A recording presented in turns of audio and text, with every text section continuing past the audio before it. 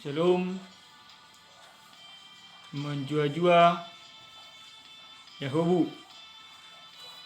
Bapak Ibu, jemaat Tuhan yang terkasih dalam nama Yesus Kristus, kembali kita bertemu di dalam kebenaran firman Tuhan pada saat ini, yaitu dalam minggu ibadah rumah tangga atau ibadah sektor yang akan kita lakukan di rumah kita masing-masing oleh karena pandemi virus COVID-19. Oleh karena itu Bapak Ibu jemaat Tuhan, firman Tuhan yang sampai kepada kita pada saat ini tertulis dalam kitab Injil Lukas pasal 18 ayat yang pertama sampai dengan ayat yang ke-8.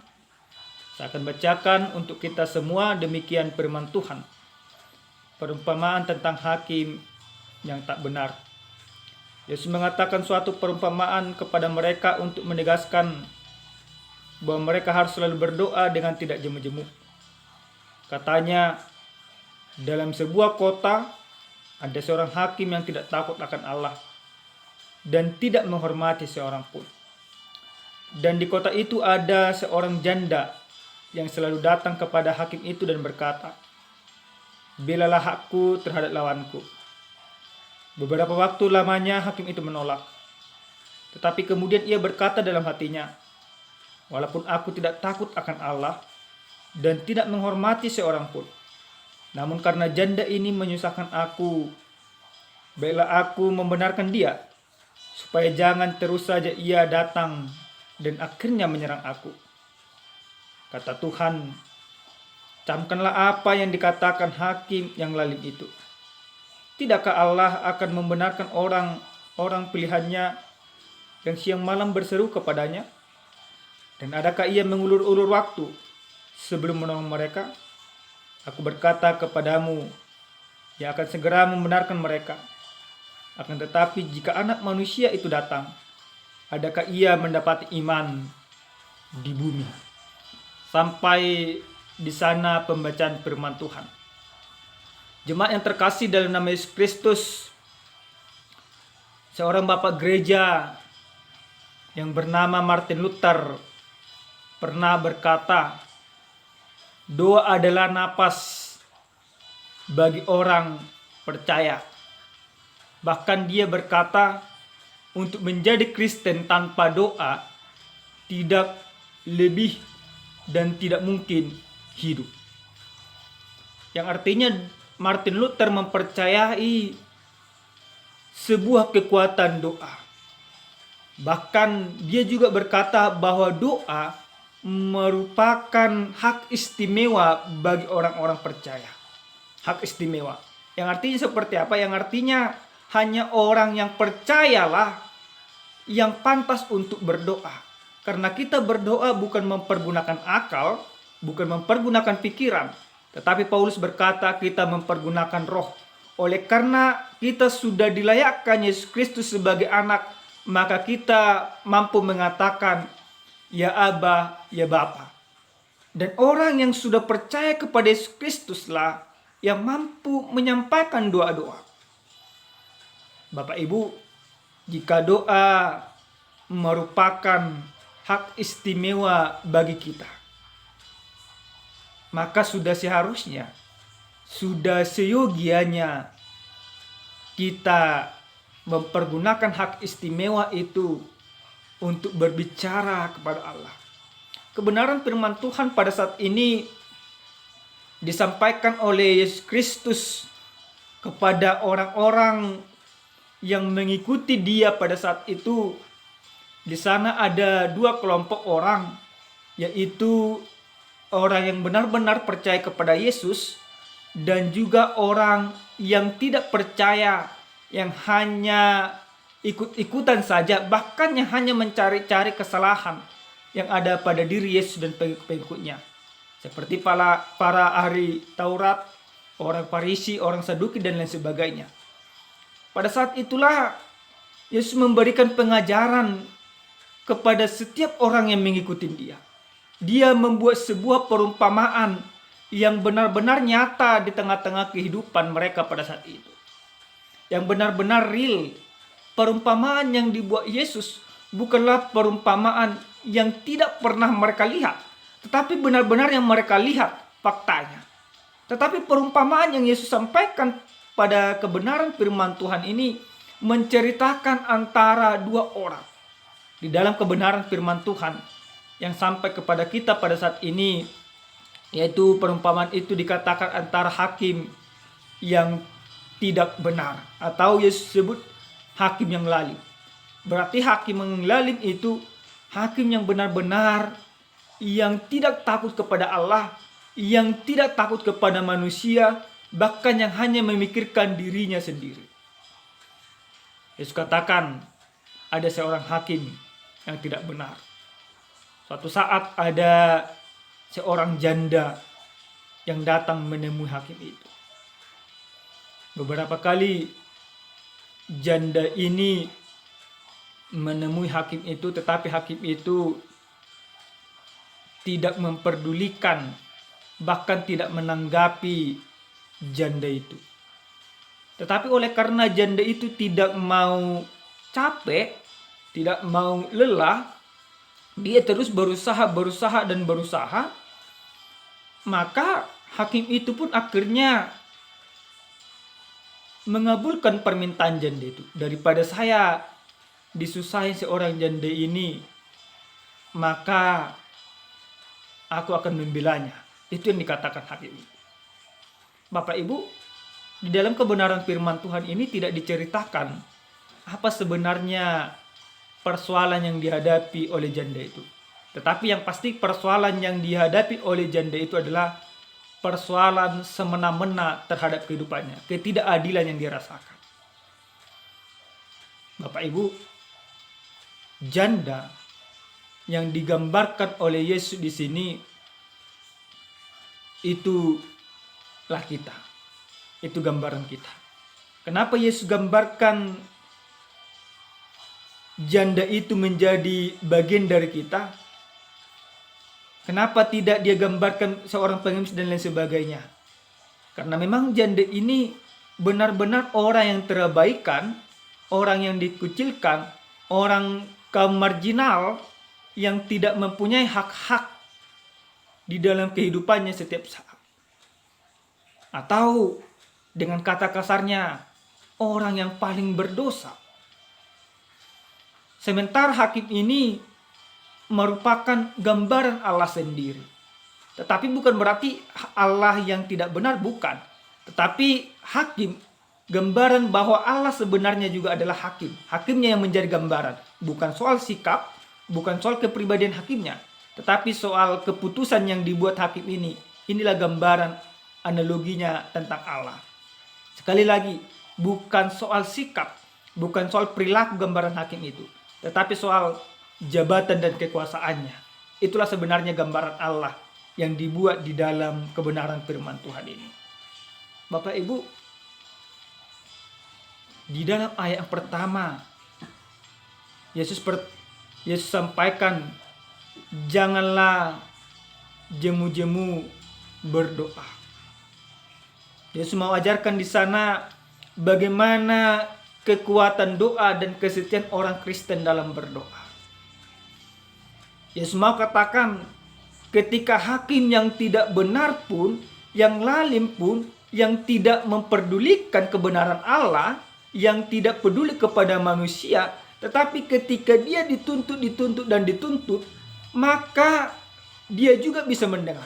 Apalagi Allah, apalagi Tuhan, yang notabene-nya adalah Allah yang peduli, Allah yang penyayang, Allah yang berbelas kasihan, Allah yang memberikan segala sesuatunya, bahkan nyawanya sendiri sudah diberikan.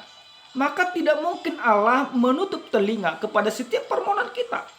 Tidak mungkin Allah menutup matanya untuk melihat segala penderitaan kita. Tidak mungkin Allah menutup telinganya untuk tidak mendengarkan segala keluh kesah kita. Sedangkan hakim sendiri yang tidak benar itu, ketika dia dituntut, akhirnya dia bisa mendengarkan permohonan seorang janda ini. Orang yang tidak benar sekalipun bisa melakukannya. Apalagi Allah yang notabene-nya adalah Allah pengasih, Allah penyayang, Allah penyabar, dan Allah yang begitu luar biasa pasti mendengarkan segala keluh kesah kita. Bapak Ibu jemaat Tuhan yang terkasih dalam nama Yesus Kristus. Lalu pertanyaan terbesar kepada kita pada saat ini, bagaimana Allah menjawab segala doa kita? Banyak orang berpikir Allah menjawab sebuah doa itu kalau doanya bagus. Padahal Yesus sendiri katakan tidak. Kuasa sebuah doa bukan terletak pada kata dan kalimat. Sekali lagi, jangan kita pernah berpikir kalau sudah bagus sekali intonasi doanya, bagus sekali kalimatnya, bahkan lebih bagus daripada sebuah puisi para pujangga. Kan banyak orang seperti itu yang pintaran dia berdoa dengan kata-katanya. Tuhan berikanlah aku seperti ini, seperti ini. Tetapi hanya terletak pada kata dan kalimat. Tetapi doa yang benar, yang Yesus inginkan dari kehidupan orang percaya bukan doa seperti itu. Dalam kitab Matius pasal ke-6, Yesus katakan janganlah berdoa itu bertele-tele. Karena kuasa sebuah doa bukan terletak pada kata dan kalimat, tetapi terletak pada apa? Terletak pada ketulusan hati dan roh yang bekerja di dalam diri kita. Ketika kita berdoa sebenarnya bukan kita yang berbicara, tapi biarkan roh itu yang menuntun kita untuk berbicara, untuk menyampaikan segala keluhan kita, untuk menyampaikan segala ucapan syukur kita kepada Allah. Jangan pernah berdoa bermain logika, tetapi berdoalah menggunakan hati dan iman yang teguh. Bapak Ibu, apa yang harus kita pelajari dari kebenaran firman Tuhan ini? Yang pertama yang harus kita pelajari dari kebenaran firman Tuhan ini ialah doa dapat mengubah segalanya. Saya ambil satu contoh Alkitab bahwa doa dapat mengubah segalanya. Apa yang dirasakan oleh Hana, istri daripada Elkana, yang diceritakan dalam kitab 1 Samuel 1 ayat 1 sampai 28.